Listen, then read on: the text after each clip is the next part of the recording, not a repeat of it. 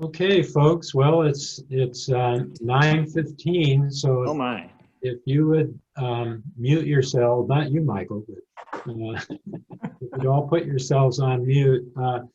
It's just really great to see everyone. I have to admit that it's not the way I envisioned this last week, or even a few months ago, and definitely not a year ago. It's sort of a serious time for all of us, but. I think also it does my heart good to see everybody here, and I think we have permission to lighten up a bit, and I'm thinking maybe today's speaker will be able to do that for us. So I just want to remind people that on the September 20 and 27, we have Rob Kugler coming in to talk about early Jewish and Christian thought on the afterlife. And then October 4th and 11th, we have Elsa Tamez coming from Colombia, South America, to talk about how the book of James can help us understand and work through the pandemic. So, and many other things later on in the fall. So I think it's going to be a really good thing for us to be able to get together and to go through these things. So I'm going to turn this over to Marianne Wish, who will introduce today's speaker. Thanks, Tom. It's a great pleasure to introduce my good friend, Michael Barnes, Sir Michael Barnes, and he'll tell you about that in a minute. You know, Michael has been our organist since 1992. And so he's probably one of the oldest, he's the oldest staff member in age, right, Michael? You're the senior staff member. Well, I'm even older than Greg, so I don't, we figured that out a couple days ago, didn't we, Greg? Anyway, let me tell you a little bit about Michael. He has a BA and a bachelor's in music from University of Washington. And then he worked as SeaTac as a security guard, and then in 1979 became the interim organist at Epiphany Episcopal Parish in Seattle. That's your mother's church, isn't it? No, she's a St. Elizabeth's. Oh, okay. St. Elizabeth. Then he moved to Portland and went to Lewis and Clark Law School for a year, and during that time lived with the Bishop family, who are the owners of the Pendleton Woolen Mills, and he was sort of their go-to guy for doing everything around, even shoveling manure every summer. Good for you, Michael. Then he went to PSU for a couple of years, got an MBA, but that was years or beers? Did you say beers or years? Years with a Y. Yeah, okay. And so the MBA was fine, but music was calling Michael.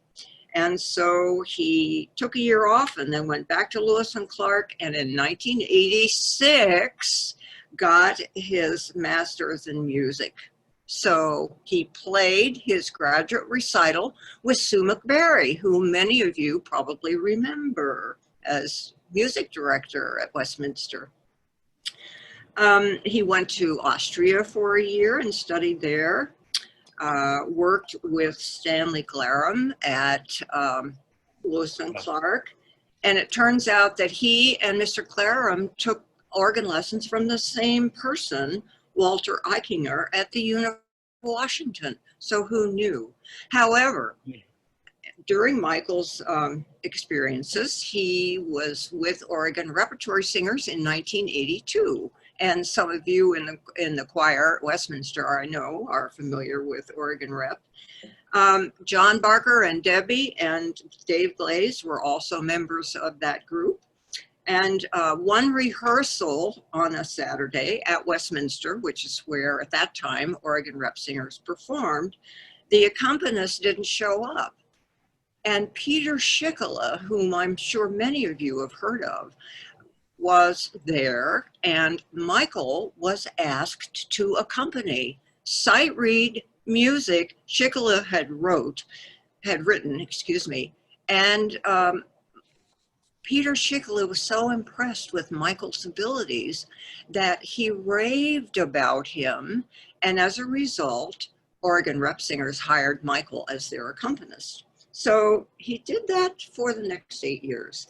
Then he was at Sunnyside Methodist as choir director and organist. He was only their third organist since 1900.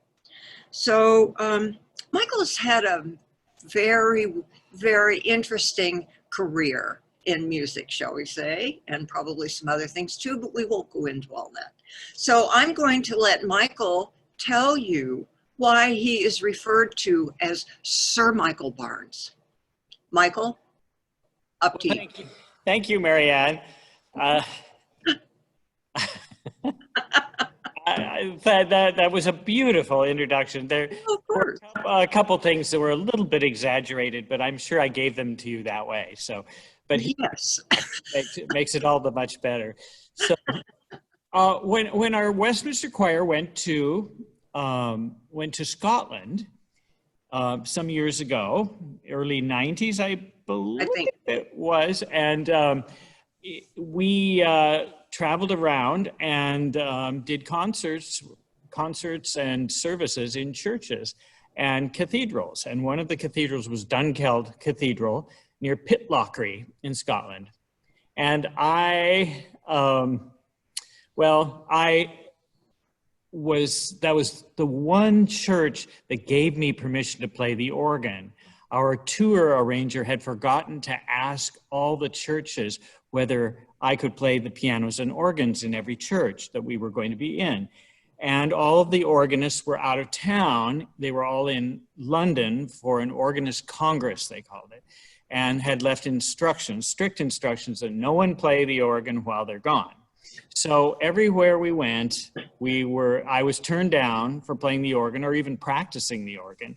But at Dunkeld Cathedral, I got to play the organ. And I met who we thought was their pastor, but it wasn't really their pastor. It was the Queen's personal chaplain. And the Queen was in Edinburgh, returning the stone of Scone to the Scottish people, the ancient Pictish coronation stone that's usually in the base of the chair at Westminster Abbey.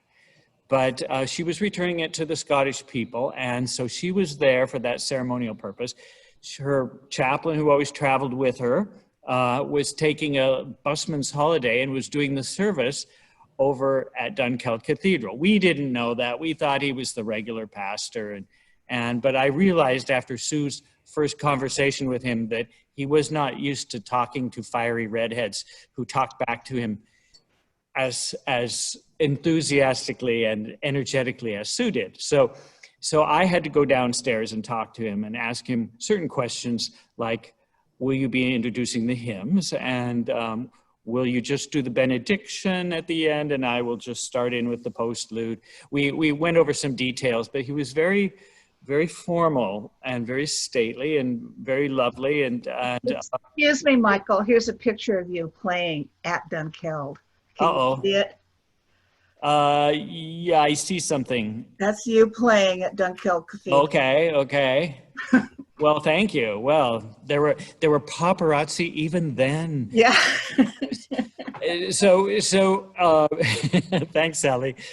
Anyway, in the middle of the service, they got to the announcements, and we were up in the back and in an old, 16th century organ loft with a very, very old organ. And I was sitting sideways on the bench so I could see down the cathedral, and I looked like I was riding a hobby horse or something. And he announced that our choir today is the choir from Westminster Presbyterian Church in Portland, Oregon, in the colonies. And we, with their choir director, Mrs. Susan McBarry, and their organist, Sir Michael Barnes. And at that point, everybody whipped around, every head turned to the back, and I was sitting sideways on my little horse up there, and the choir loft was shaking. It was just shaking because all our choir members were trying so hard not to laugh out loud. So that is how I got to be Sir Michael, which the choir members many of them have called me ever since. So I was telling Beth Neal that one time right before a funeral, that story, and then it was time for me to play. I had brought Rosemary Kartosian to the funeral and had forgotten I had left my car out in the streets with the door open with the flashers on, where it stayed for the next 2 hours until the reception was over, and I went out to get the car, and it was still in the street with flashing lights, unlocked with the front door open. So anyway, that story could have cost me a lot of money in traffic fines. But anyway, now you all know, okay? Great. Wonderful story, Michael. Now, tell us Well, about hymns. Yes, Marianne is supposed to rein me in because when I'm fine. I go down little cul-de-sacs. I go, you know, something will remind me of something, and I might just go off track. And she's going to tow me back out of the cul-de-sacs that I might go down. Okay, I'm sitting at the piano here in the sanctuary, which I've turned so you can see the sanctuary, and it's the windows are quite. You can't probably see it here, but the blues are very muted. The greens are gone. The purples are gone. It's all kind of a brown. They're very brown, yellow and brown, I would call them. But there's still every now and then there's a blue place or a green place. It's been very interesting over the last few days to see what it looks like inside here, even in the bright of the day. Anyway, I ask myself questions and then I write my answers, and that's how I wrote this little talk, this fireside chat about hymns. By what authority do I have to wax eloquent on hymns? Do I have any? Did I go to a hymn college or something? Did I talk to any hymn writers? Oh, I did actually one time. My mother is my best authority because I trained under my mother initially as a child. We had a junior choir in our Episcopal church, and that was where I first played the organ. That organ was an electric tube organ, and I may have told some of you about this, but when you sweated, it gave you shocks, electric shocks through the keys. And so it soon taught me that I couldn't sweat and play the organ at the same time, at least not through my fingers. So anyway, we sang in a choir, which typically had 4 people in it. I was the bass, my brother was the tenor, my sister was the alto, and the lady named Mrs. Frisbee was the soprano. We had a choir director, Mrs. Thomas, and my mother was the organist. And she would offer little admonitions to us from the organ bench if we weren't behaving quite right during the services. And that was, I think, my first exposure to 4-part hymnology, hymn harmony, hymns of all kinds. I went to the University of Washington and decided that it would be nice to learn to play the organ while I was there. So I took lessons from Walter Eichinger. I just want to tell you that Stanley Glaram had, I think, died before I was born, but he was the choir director during the Odeon years here at Westminster. And we studied with Walter Eichinger, but at opposite ends of Walter Eichinger's career. L. Stanley Glaram would have studied with Walter Eichinger at the beginning of his teaching career, and I studied in his last few years. So Walter Eichinger, yes, was a great influence. I went to him and I told him, I'm studying piano, but there's just so many pianists. Can't I please play the organ? And he said, well, there's an awful lot of organists too. But that was then, that was in the 70s. And now there aren't so many organists. And so I was glad I did, because the more practical knowledge you have in instruments that you can play, harpsichord, organ, even accordion, it will offer opportunities to embarrass yourself in many different ways. So anyway. Thanks, Michael. Yes, oh, okay. After the organ study at University of Washington, I was the interim organist at Epiphany Episcopal, which was the 3rd largest Episcopal church. They wanted to keep me, and they made noises about that, but I had plans. I was going to law school the next year, and I did. And they had already picked their next organist anyway, so there was no reason for me to stay there.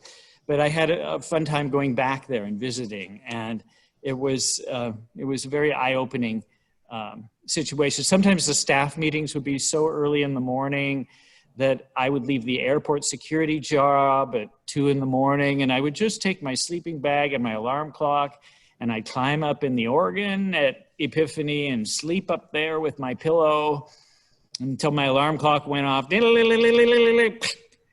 then I'd hear there was a service going on downstairs, down in the sanctuary, and they just thought the church had a school attached to it, and they just thought it was a school bell or something.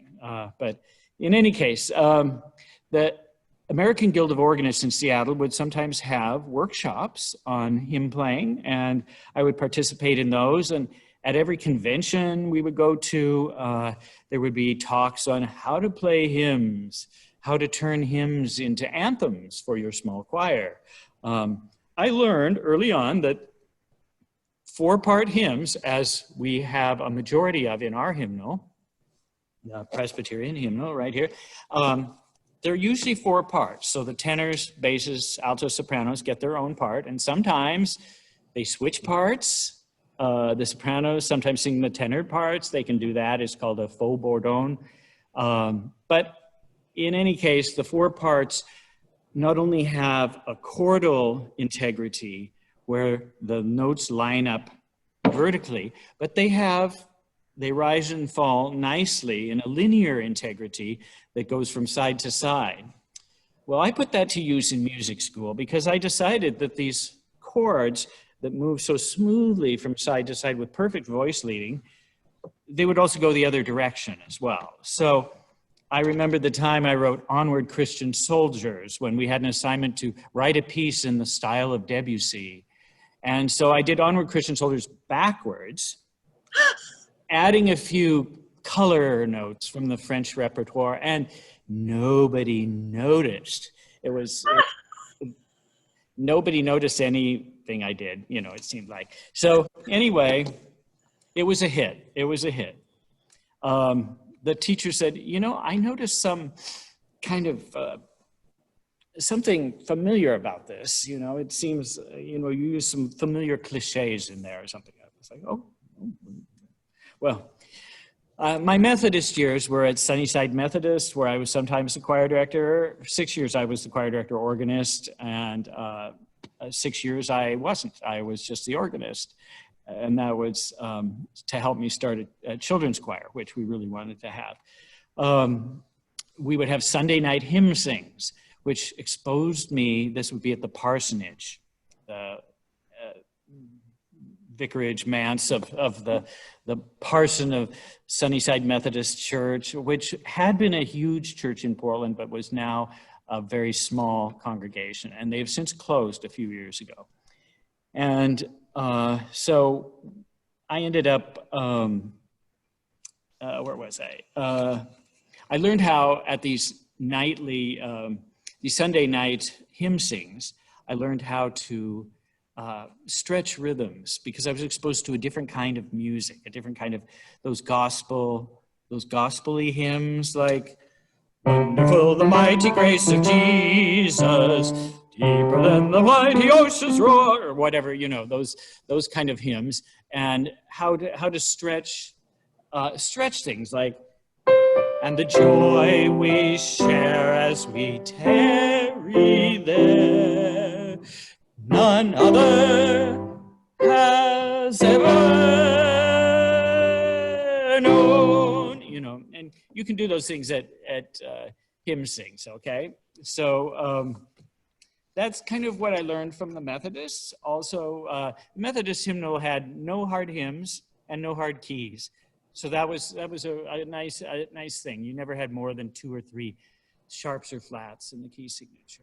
And everything on big hymns ended on a C in the bass, so you could play the lowest pedal on the organ. So that was very nice. And So, okay, I've accompanied almost every choir in Portland, the Oregon Repertory Singers, the Bravo Vancouver Choir, Pacific Youth Choir, Gay Men's Chorus, the Marylhurst Chorale, the Haystack Choral Conductors Workshop, which I have gone to many times, and Debbie Glaze goes there sometimes too. And now I then became friends with some people in Boston, and this was through the Oregon Historical Society.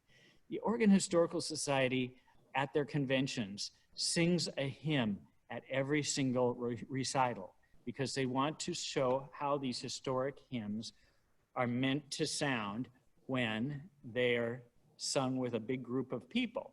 So we would do that, and so I got really into hymns, and I met my friend Rafi Berberian there, and he regularly collected hymns. He had a huge hymnal collection, which started me on mine, and he actually pulled the best hymns out and made his own hymnal collection that he called Hymns. And these hymns were of a special style and quality and good taste that any Bostonian could play without a slight blush to their face. And so we would have hymn sings at their house, and it was something we would regularly do after dinner. We'd go to the old square Chickering piano in the parlor and gather around the piano and sing hymns. And it was a wonderful thing to do.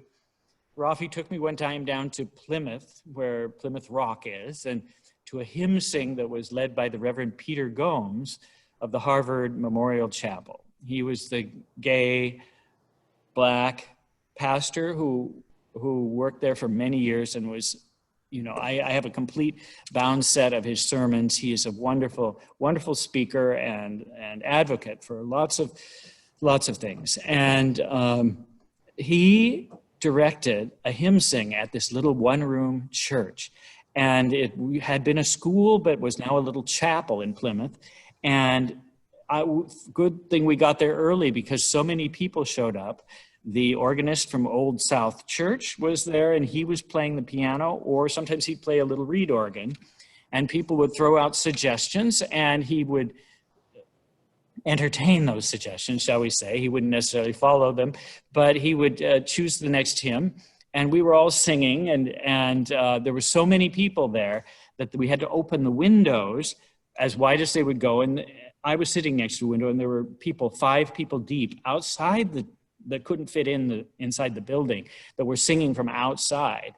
And I was singing rather loudly, and Rafi turned to me and said, "Why are you bellowing?" And I didn't realize I was, but I was just caught up in the excitement of singing hymns, if you can imagine such a thing. So anyway, I thanked him because I said I didn't realize I was, but I would never make it through the evening if I kept on like this. So I was, okay. To paraphrase one of my college professors, to play hymns well, you must be young and naive or old and crafty. And I play hymns rather well now. So now before you jump up to disagree with me or unmute yourselves to do so, here are some of my other timeless pithy quotes. Westminster creates, forms, and molds their organists into what they would like them to become. They take some young, aspiring, perspiring, unsuspecting, foot-stomping finger-waggerer off the street and put him through many years of gentle, erosive shaping, making him as useful and as hideous an authority on the hymnal as to make him unbearably informative. I've been very lucky at Westminster to have had the friction and support of so many people around me with good musical taste. Our pastors, choir and bell choir conductors, our choir members, my associate organist, Leslie Lehman, and all the congregation members. It's all part of the rich pageantry that is the Westminster organist, as Rosemary and I used to say to each other. As my master's degree professor, Edith Kilbeck, stated, I have been concerned for many years with the quality of sound. We at Westminster are concerned with the quality of sounds, especially when it meets up with words and becomes hymnody. Okay, here we go. Here's the meat of this talk. What are hymns? Why do they exist? Where do they come from? Well, we have a biblical imperative to sing unto the Lord a new song and to rejoice in the Lord always.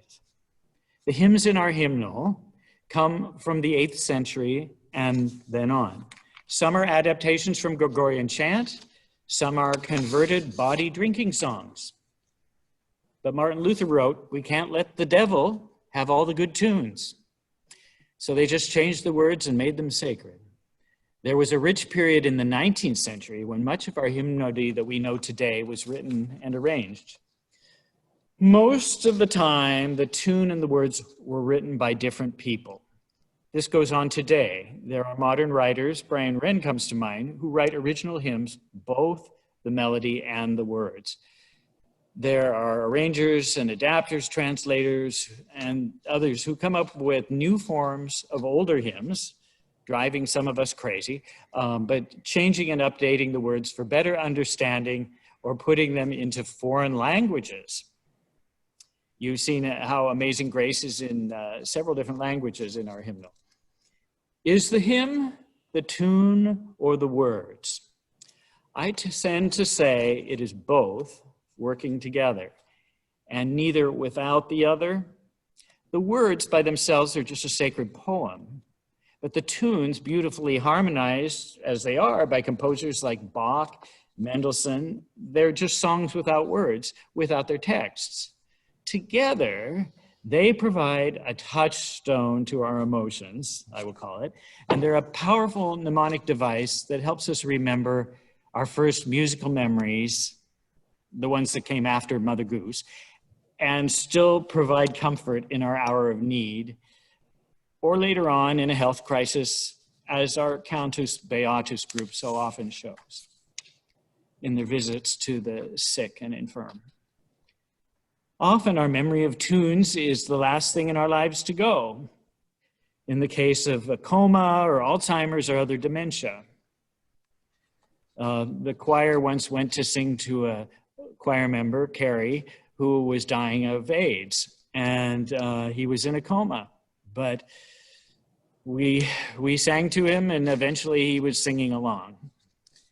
It might not have been hymns he was singing, but he was singing along, and his family was very grateful that he had come out of his coma in order that Marianne, Seth, could rub his feet. When she stopped, it was the first words he had said in days, he said, "You don't have to stop, you know."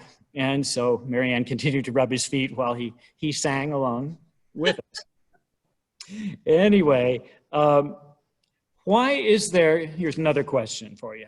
Why is there not just one hymnal that all the churches can use? Well, you know the answer to that. No one can agree. Hymnals, like organists, are as different as the churches that employ them. The style of language, the musical language, the worship, the beliefs, all are played out in the writing of the music set texts that most congregants of a particular religion or denomination can allow themselves to express by singing to them together as one huge voice. The hymn becomes the voice of the people, the vox populi, if you will, the voice of the congregation. The organ, by the way, as a side note here, is the voice of the edifice. It's the voice of the building. It takes air into its mighty leather and wooden lungs and hopefully holds the singers together and supports them as they sing their religious beliefs in song. This is all, of course, before COVID, when now we won't be singing for a little while now, anyway. One size fits all, the saying one size fits all, or one hymnal to please all, is a phrase that will never apply to this planet. I say unto you, only in heaven will we all agree on one hymnal. And it'll be the Presbyterian hymnal. Okay. It's our blue book and our social register. The working guidelines, according to the introduction of the 1990 hymnal, were to assure, in this hymnal, they're clearly stated, they're to assure that the contents of the hymnal is singable and playable. It includes 600 hymns, psalms, spiritual songs, and some service music, hymns old and new, traditional and contemporary, ethnically diverse, and offering expressions of faith, both corporate and individual. It includes hymns related to Reformed doctrines, the lectionary, seasons of the church year, sacraments, ordinances, and the ministry and mission of the church. It embraces the diversity of our historic traditions while providing a prophetic vision for the future. It expresses a full range of biblical images for the persons of the Trinity. It is inclusive of all God's people, sensitive to age, race, gender, physical limitations, and language. It has a complete set of indexes as helps for leaders and participants in worship. I have great admiration for this hymnal, especially for this very hymnal. I just found a note taped in the back of it from Gretchen Nelson. Sunday, October 1st, 1995. Michael, a gentleman found your hymnal in the street in front of his house, the white one on 16th Street. Brought it in this morning. Signed, Gretchen. I must have left it on the roof of my car. Yikes. Yes, I have great admiration for this hymnal. It stood up to Portland traffic. It can stand up to my playing. Now to the complete set of indexes that I mentioned above. How are the Presbyterian hymns organized in our Presbyterian hymnal? There's the index of authors, translators, and sources. There is the index of composers, arrangers, and sources.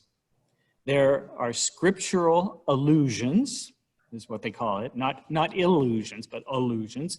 This helps the pastors choose the hymns. I believe the Book of Order states that the pastors in our church choose the appropriate hymns.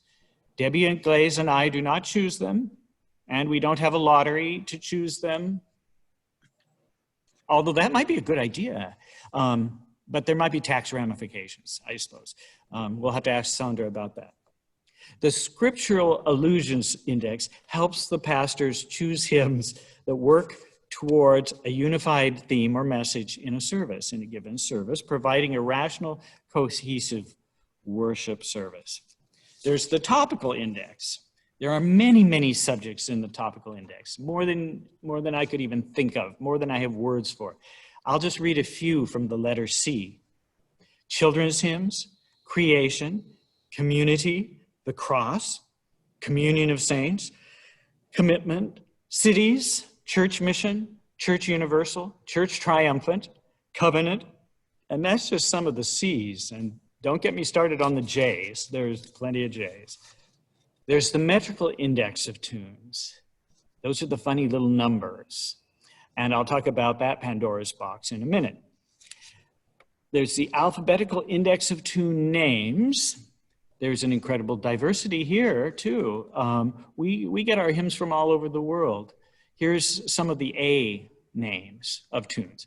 À la rue, à la venue de Noël, Abbey, Abbesly, Aberystwyth, Adeste Fidelis, Adoro te devote, Alberta, Alle Menschen müssen sterben, Allein Gott in der Höhe, Amazing Grace. We had, in just the first part of the A section, we had French, Latin, British, Welsh, German, and American. And that's just the first dozen or so tune names. So our hymnal has a great diversity of tunes, geographically speaking, and sources. And last and finally, there's the index of first lines and common titles. That's how you find things fast. This is, if you want to know what number is holy, holy, holy in this hymnal, we all know what holy, holy, holy was in our last hymnal, but do we know in this hymnal? Well, you can just look up holy, holy, holy in this index under H, and you find it's hymn number 138. I love 138, I hear you cry. I love it. But, you know, I like 123 even better, you know, and before you know it, you know the numbers of the hymns better than you know the names of the hymns or the tunes of the hymns. At Sunnyside Methodist, the choir knew all the hymns by number. They knew all the anthems by number. They would ask me, could we please start the year with anthem number 53? That's our favorite. 53 is always a wonderful hymn. It's a wonderful anthem to start the year with. And then it would be nice if we could go on to 129 after that. And they knew them all by their number rather than their names, which I found very funny at first, but then I realized I was doing it myself. So if we look up the tune name in the alphabetical list of tune name index, which is the previous index, Nicaea is the name for Holy, Holy, Holy. And it's the name of the tune, it's the tune name for any other hymns in the hymnal that use the tune Nicaea.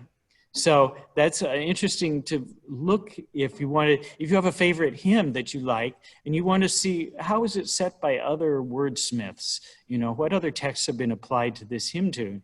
You can look in the tune name and see sometimes there's 3 or 4 hymns to the same tune in our hymnal. Holy, Holy, Holy is called Nicaea because it was named after the Nicene Council of 325 AD, a council which clearly defined the nature of the God in 3 persons, Blessed Trinity.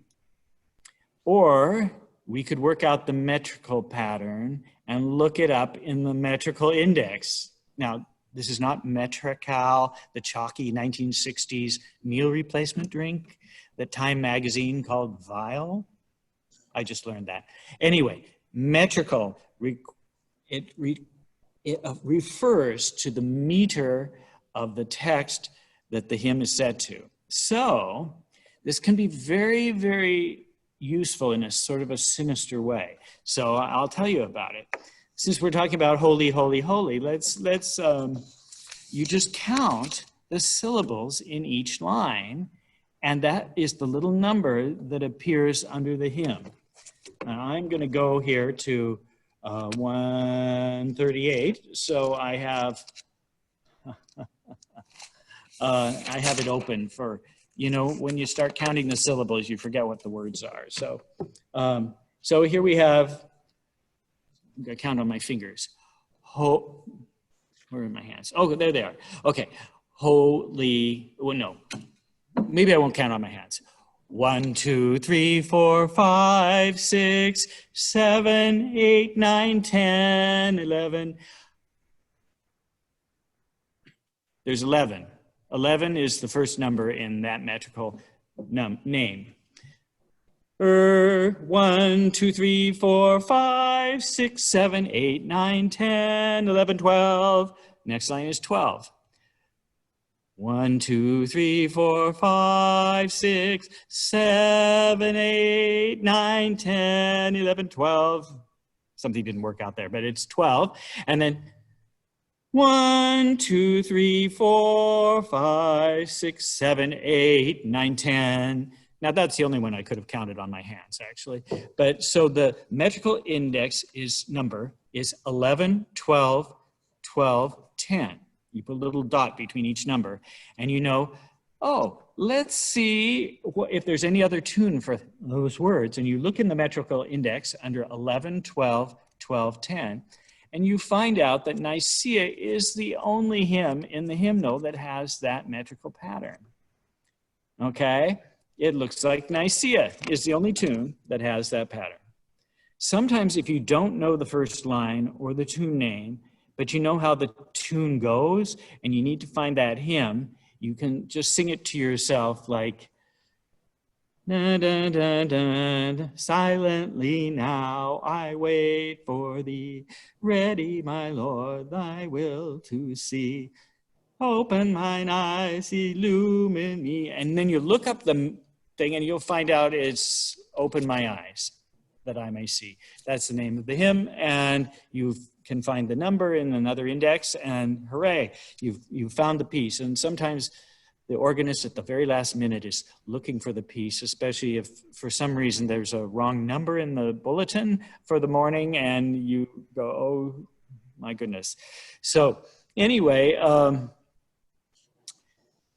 some syllabic meters happen so often that they are given a little nickname. There are lots of hymns in 6.686. So this is called short meter. They're short hymns, just 4 phrases, and with 6 syllables, 8 syllables, and 6. Sometimes they're doubled, and so they put a D after that. Sometimes they have a refrain, so it says with refrain. Sometimes they're doubled with a refrain. CM is even more common. That stands for common meter, and that's 8686. And you'll find there are a lot of hymns to 8686. LM is long meter. It is 8888. And yes, the sinister part of the metrical index is for creative tampering, because if the pastors find out about this, and I am just telling you, they will start having us sing hymns that we know really well to different tunes. And let me tell you, is Greg still on? Okay. Anyway, there are so many hymns that are interchangeable. Let me just tell you about the doxology. It's in long meter. Long meter. Okay. It can be sung to any other long meter tune. You know, I looked up what other tune. We can have Hamburg 101. You know, when you start singing hymns to different tunes, it's like you're reading the words all over again. It's called Hamburg.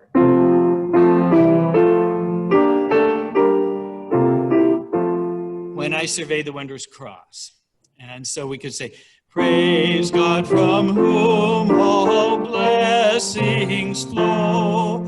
Praise him, all creatures here below.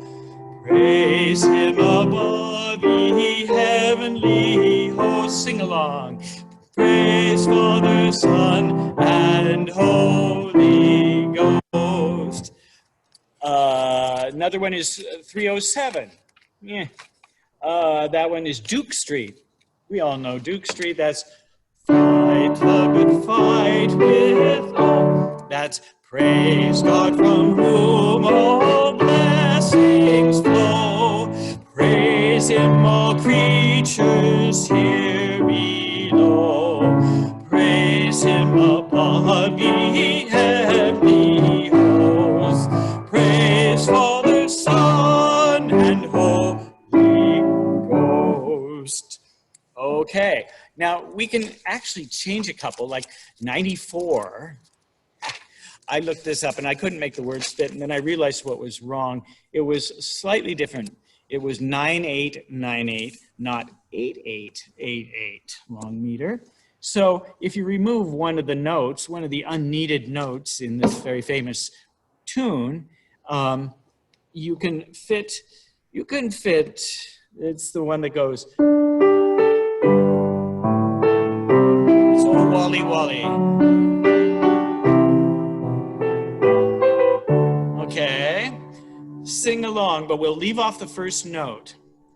Praise God, no, praise God from, no, praise God from whom all blessings flow. No, it doesn't quite fit, but I did something wrong, but praise God from whom all blessings flow.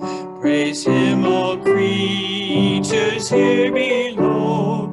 Praise him above, ye heavenly hosts. Praise Father, Son, and Holy Ghost. So the lines that don't quite fit are the first and third lines because they're 9 instead of 8. So there's numerous secular tunes that will also fit.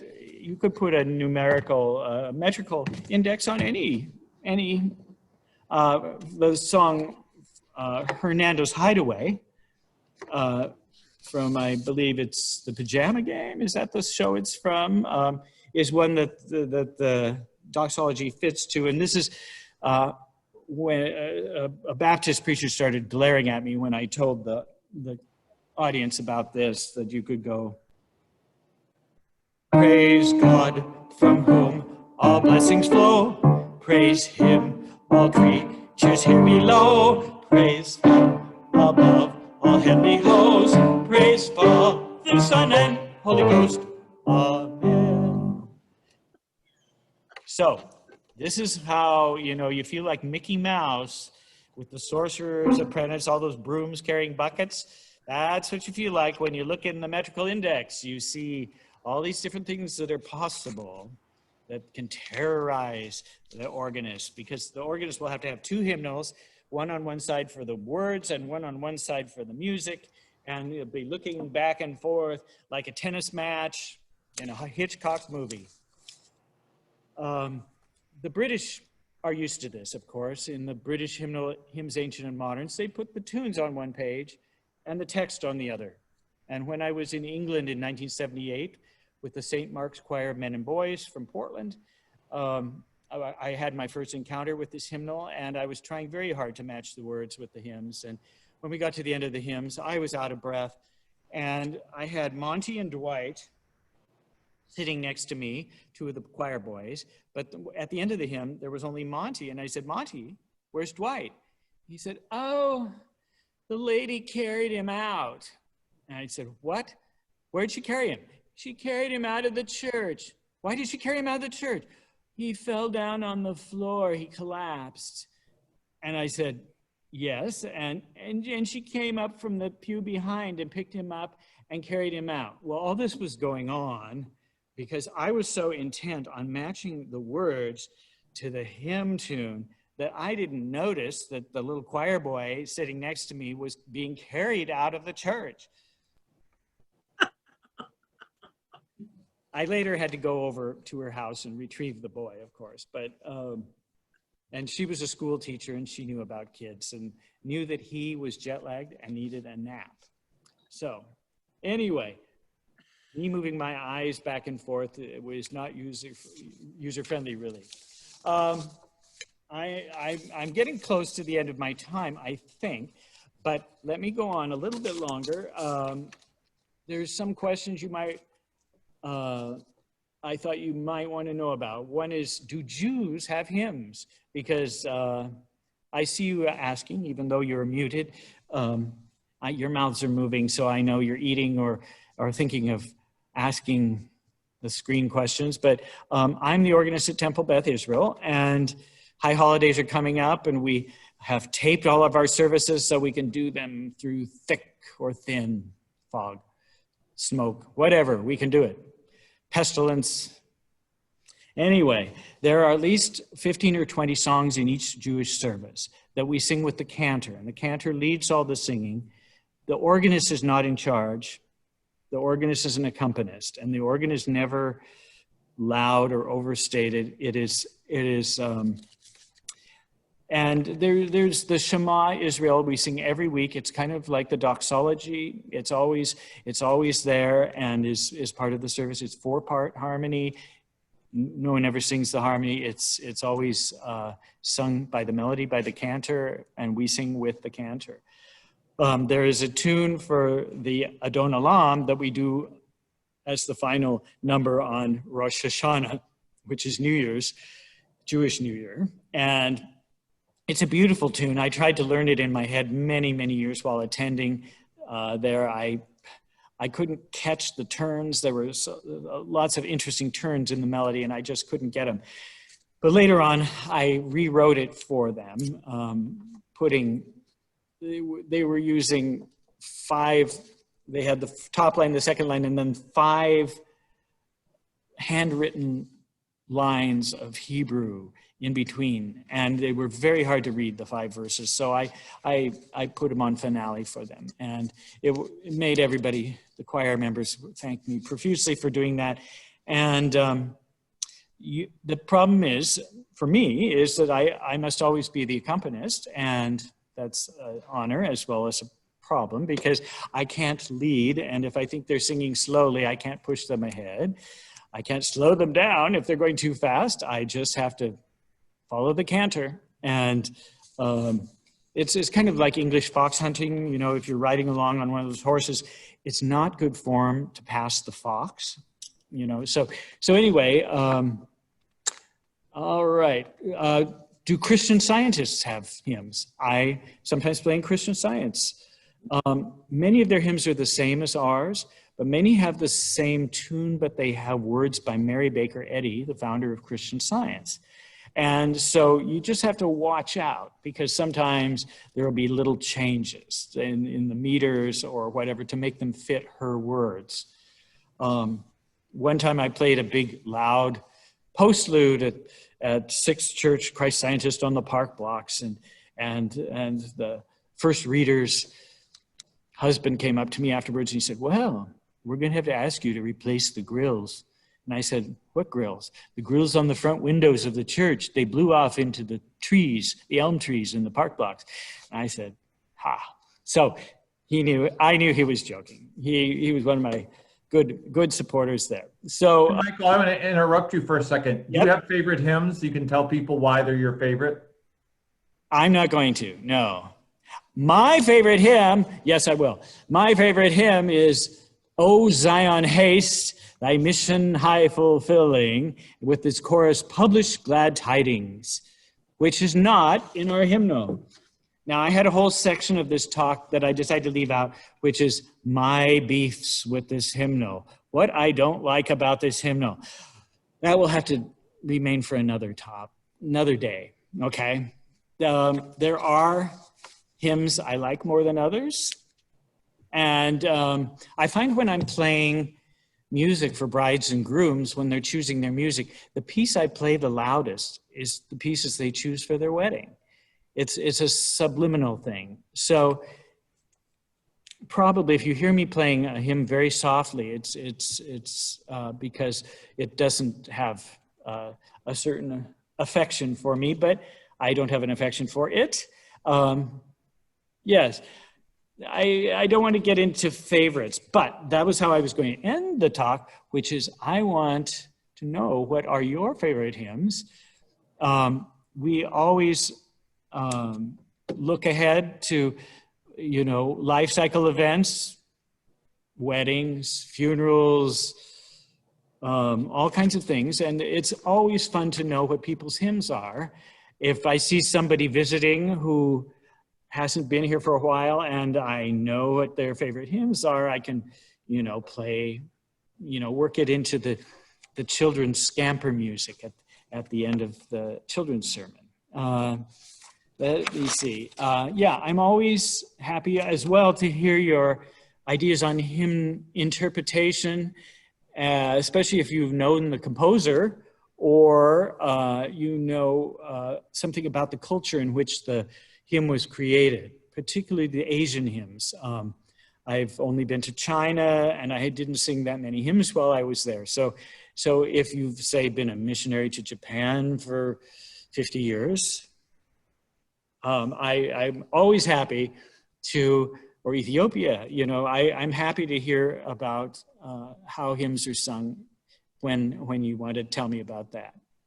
I used to receive anonymous criticisms about my playing written on empty Westminster offering envelopes in the offering plates. They said things like, "The organist plays the hymns and his preludes so loud that I can hardly hear myself talk." So, well, I don't belong to the Sherlock Holmes Society for nothing. They would put these things in my box and I would go to the friendship pads and I found out who was writing all those weekly notes. You better believe when I played for that person's funeral, I played the hymns in my own particular way as a special favor so that they could be heard wherever. Anyway, there were some great hymn writers. I can't go on much longer, but there were some great hymn writers. Martin Luther wrote the battle hymn of the Reformation, which is Ein feste Burg ist unser Gott. It has been translated how many times? Something like 700 times, 70 times. There's the translation we use is by Frederick Henry Hedge. Hedge, you know, you might open it up and look over the hedge a little bit and see. There were some other ones that didn't quite make it, like a mountain fortress is our God. That was one that was discarded. One is a tower of strength, our God does stand. That one didn't make it in the hymnal. Nope. It's been translated to many. I read the number. It was amazing. Samuel Stone and Samuel Wesley wrote poems. They wrote the poem and tune to the church's one foundation. It was originally 7 stanzas, but it was lengthened to 10 for a processional in Salisbury Cathedral when they needed more time. So if we need more time for processionals at Westminster, I'll be happy to write extra verses to the hymns. I just throwing them out there. I'm just going to sum up with a recap of everything I said. Singing hymns together is the voice of the people. It's singing words of faith and fate, hope and comfort, when merely reading the words aloud just won't do. Except in COVID times, of course. Through long formative years, I have become one of Westminster's purveyors of hymn offerings, accompanying and leading you, the pastors, choir congregation, with the organ, which is the voice of the edifice. We sing hymns, songs, and chants from the 8th century to the present, and the art of hymn writing goes on and will go on until all the words have been used in every combination and all the possible tunes have been written. I will save for my next talk the modern hymns that I have discovered coming out of the Church of England. One of my favorites from hymns ancient and even more modern is Prayer is Like a Mobile Phone. That's a wonderful hymn that we should all learn. And only in heaven will we agree on hymns and how they should be sung and played. The Presbyterian has 7 very useful indexes. Most useful are the first lines, tune names, and the metrical index. The useful life of a hymnal is 25 years, or so says the Episcopal Hymnal 1940, now out of use. Think about what your favorite hymns are and let me know. Let the pastors know, let your families know, and your loved ones, but don't tell them just the numbers. Tell them the first line and the name of the tune, okay? Thank you for listening. Thank you, Michael. It's been a real pleasure. And I've learned some things. Did you? Yes. Even you, Marianne. I did too. Who taught me everything I know, but I have to go up there to that organ now and Yeah, Michael, I know you have to leave. I want to thank you on behalf of everyone. And by the way, I've already penciled you in for Michael Barnes' beefs with the hymnal. So. Oh, beefs. Yes. I have a whole section of beefs. I have some very favorite things too about it, but the beefs. Oh my goodness. You may have noticed last week, if you tuned into the service last week, that I started one of the hymns in the wrong key. I got out of that mess. It was a sudden change that you probably thought had to do with your computer, but anyway. It does bring to mind the question, what was the most disastrous moment you had as an organist? Well, the most recent one was when Beth and Greg were new here, and I opened up the hymnal, and I was supposed to play the hymn on the left side, and I started to play the hymn on the right side. And suddenly I saw Beth's head over, she just walked in. I saw Beth's head over the reredos going. So I knew I was on the wrong hymn. So I kind of swerved around a little bit on the organ and suddenly ended up in the other hymn. So when you play the whole hymn as an introduction, you have some time to make adjustments of that sort. There's some hymns I play in different keys than they are in the hymnal, just because I want a low C at the end. And if they moved them down to make it easier for the singers, Well, that's a B flat, and there's no low B flat on the organ. So I want it to be a C, so we have a nice big low C at the end. And, you know. And sometimes you change the key verse by verse. That there have been times I've tried that. Yes, there are times that And it's fun. It's fun when that happens. Oh, is it? Okay. Well, those are things I like to hear. I like to know these things. I don't want to, make life tempestuous for you. So We all need a little tempestuosity. I know. So I'm sure we'd love to go on, but I see that it's 10:15, and I know you have another gig, Michael, coming up. So yeah, there's another gig. I think it's on Facebook. Yeah, if you. Yeah. So thanks very much. This was really terrific, and we'll look forward to more. And remind everyone, Rob Kugler next week. And again, Michael, thanks so much. Thank you. Thank you. Bye-bye. Bye-bye.